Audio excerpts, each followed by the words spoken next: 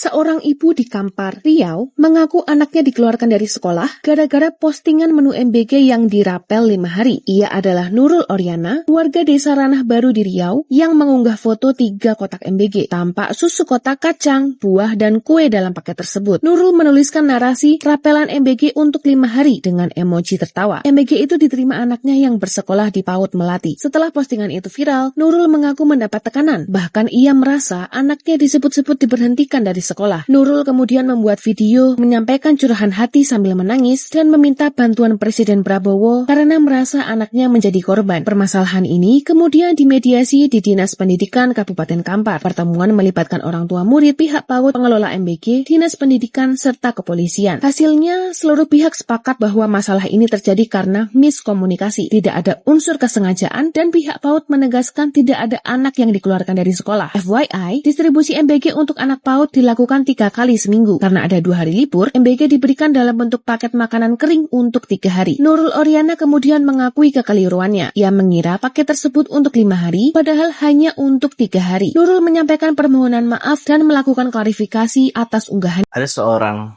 wali murid yang bercerita sambil menangis, anaknya diduga dikeluarkan dari sekolah gara-gara dirinya memposting makanan MBG yang dibagikan oleh SPPG di wilayahnya untuk 1 pekan selama liburan. Nah, yang dia posting ini isi dari MBG yang dibagikan. Nah, pada video tersebut dirinya menilai bahwa MBG yang dibagikan tidak memiliki nilai gizi yang layak.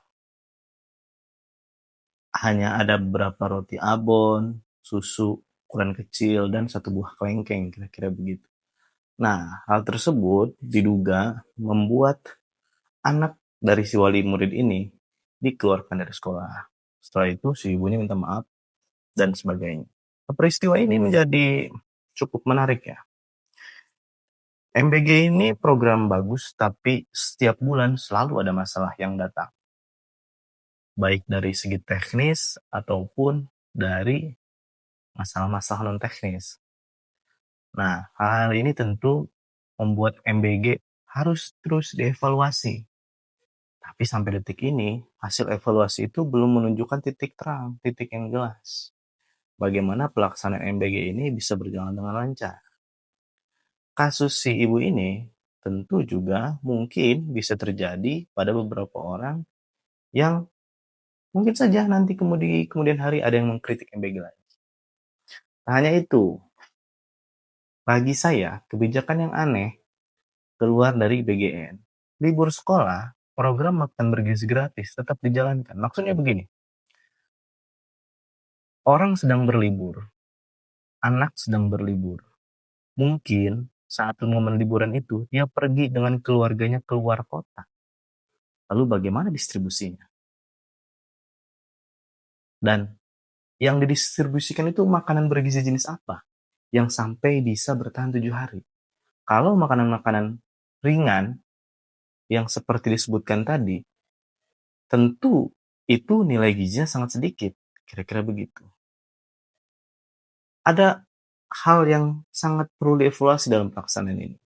Makanya banyak publik yang menilai bahwa program ini sebenarnya program bacakan aja.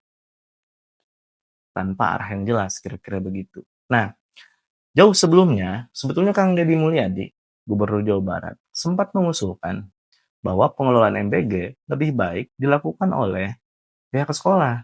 Dalam hal ini, guru-guru beserta staf kependidikan dan ibu kantin sekolah serta wali murid mengelola bersama bagaimana supaya MBG bisa terdistribusi dengan baik agar meminimalisir atau mungkin mencegah angka keracunan dan sebagainya.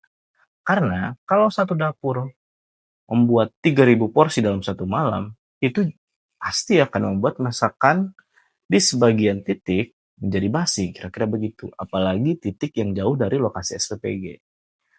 Nah, mau tahu bagaimana Kang Deddy Mulyadi memberikan ide-ide dan gagasannya untuk program MBG ini? Mari kita simak sama-sama videonya. Forkopimda dari Kota Bogor, Loren. Saya ucapkan terima kasih. Pada hari ini kita bersama-sama bertemu untuk membuat langkah-langkah strategik ke depan. Bahwa kita paham Pak Presiden sangat konsen terhadap upaya meningkatkan sumber daya manusia yang berkualitas. Sumber daya manusia yang berkualitas dimulai dari sejak dikandung. Ibunya harus mendapat asupan gizi yang memadai, nutrisi yang memadai, karbohidrat yang memadai. Ketika lahir harus mendapat ASI yang memadai, tumbuh besar harus mendapat nutrisi, gizi, protein, semua harus memadai. Maka lahirlah program yang disebut dengan Makan Bergizi Gratis. Makan Bergizi Gratis itu sebuah program strategik yang memiliki nilai alokasi yang sangat besar. Barangkali paling besar di antara seluruh anggaran di APBN.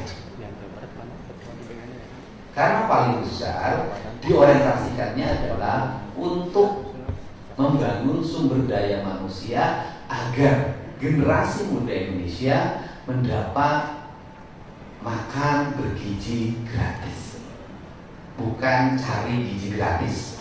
Itu yang paling penting.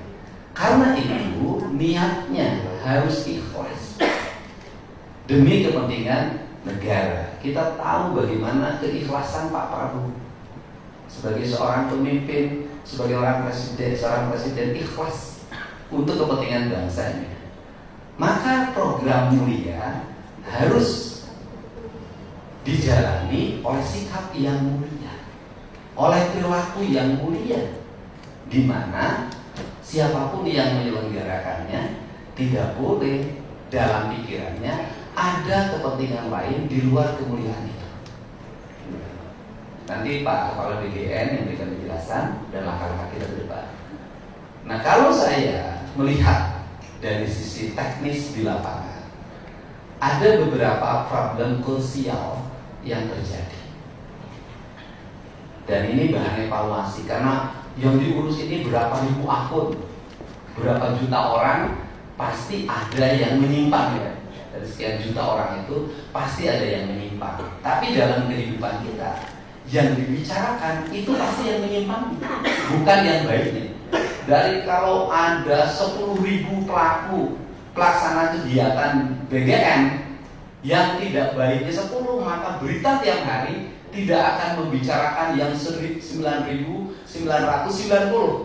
Yang akan dibicarakan adalah perilaku yang 10. Kita punya anak 10, yang baiknya 9, yang jadi geng motor 1 orang, yang jadi berita bukan yang 9, yang geng motor.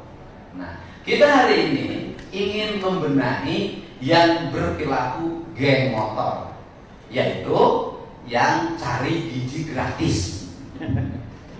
Yang kita omongin itu hari ini adalah sikap dan perilaku yang cari gizi gratis. Ini kita jangan ngomongin MBG-nya, MBG-nya tugasnya mulia. Yang kita bahas adalah orang yang di otaknya cari gizi gratis. Nah, ini saya melihat begini, yang cari gizi gratis itu satu, bayar pegawainya tidak sesuai standar. Karena bayar pegawainya tidak sesuai standar, pegawainya nggak mau ngantuk, nggak mau capek sampai malam hari.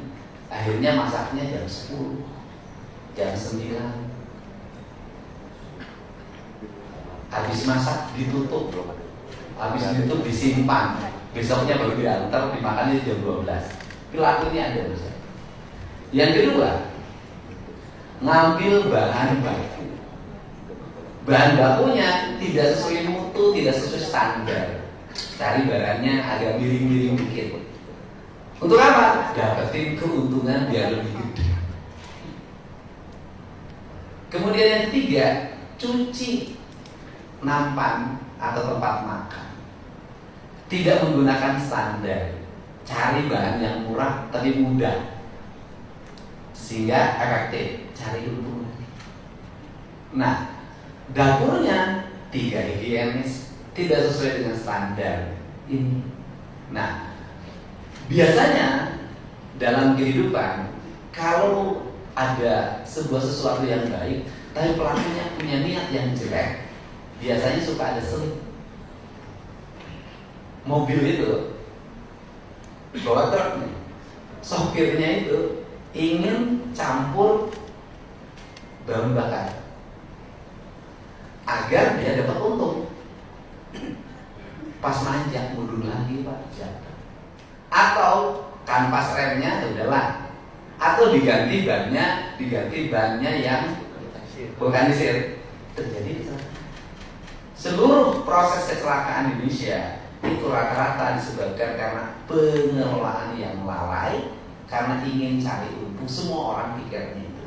Nah, kita sebagai penyelenggara pemerintah bertugas mengawal seluruh kebijakan ini agar tepat sasaran dan melahirkan outcome dan benefit bagi kepentingan publik yang kuat. Maka mari kita bersama-sama hari ini untuk segera membenahi. Dari seluruh pembenahan ini, kami persilakan Bapak menyampaikan arahan untuk seluruh penyelenggara yang hadir di sini di Jawa Barat dan seluruh stakeholder pemerintah Provinsi Jawa Barat hari ini, dan selanjutnya nanti dari labs lembaga laboratorium kesehatan daerah Provinsi Jawa Barat dengan